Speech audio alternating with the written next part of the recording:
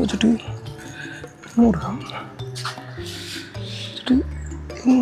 ഇങ്ങനെ കൊടുത്താൽ കണ്ടോ, ഇത് ഇട്ടിട്ട് ഇങ്ങനെ കൊടുത്താലോ ശരിയാണല്ലോ. ഹലോ, എവിടെയാ? ആ, ഓക്കെ ഓക്കെ ഓക്കെ.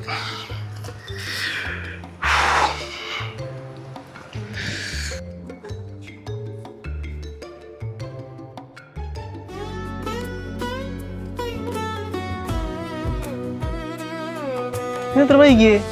പെണ്ണ് കാണാനായിട്ട് ഒരു ചെക്കൻ വന്നിട്ടുണ്ടായിരുന്നു. എന്നിട്ട് എന്റെ വൈബിനൊത്ത ആളല്ല, ഞാൻ ഇഷ്ടമില്ലാന്ന് പറഞ്ഞു.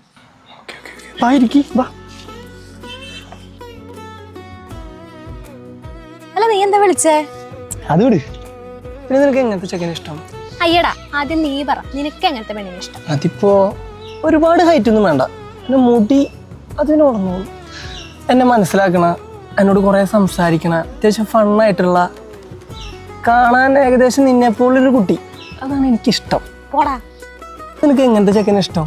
എനിക്ക് അത്യാവശ്യം ഹൈറ്റ് ഒക്കെ ഉള്ള, കാണാൻ മസിലൊക്കെ ഉള്ള, അത്യാവശ്യം എന്നെ കെയർ ചെയ്യുന്ന, സ്നേഹിക്കുന്ന ഒരാളെയാണ് എനിക്കിഷ്ടം. പിന്നെ അത് മാത്രല്ല, ഐഫിൽ ടവറിന്റെ അടിയിൽ വെച്ചിട്ട് വേണം എന്നെ പ്രപ്പോസ് ചെയ്യാനായിട്ട്, അതും ടിഫിന്റെ മോതിരം വെച്ചിട്ട്. എൻഗേജ്മെന്റിന് ഒരു ഐഫോൺ, അത് നിർബന്ധ. പിന്നെ ഞാൻ എപ്പോൾ ഫോൺ വിളിച്ചാലും ഫോൺ എടുക്കണം. ഞാനല്ലാതെ വേറെ ഒറ്റ പെണ്ണുങ്ങളും ഫോൺ വിളിക്കാൻ പാടില്ല.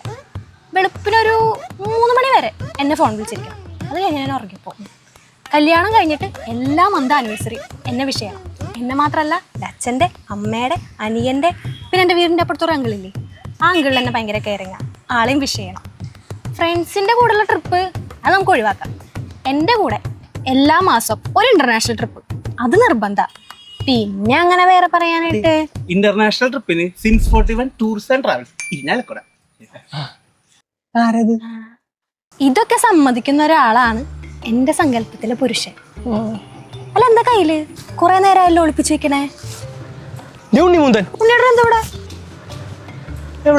കാണാനില്ലല്ലോ. തോന്നിയതായിരിക്കും. നീ എന്തിനാ എന്നെ വിളിച്ചേ? നമുക്കൊരു കാലി ചായയും പപ്സും കഴിക്കാം. അതിനാണോ വിളിച്ചത്? ചെയ്യില്ലേ, നല്ല വിശപ്പുണ്ട്, കഴിക്കാം നമുക്ക്. ഇത് പെണ്ണുങ്ങളിടുന്ന മോതിരല്ലേ? ഇതിലിപ്പോഴത്തെ ഫാഷൻ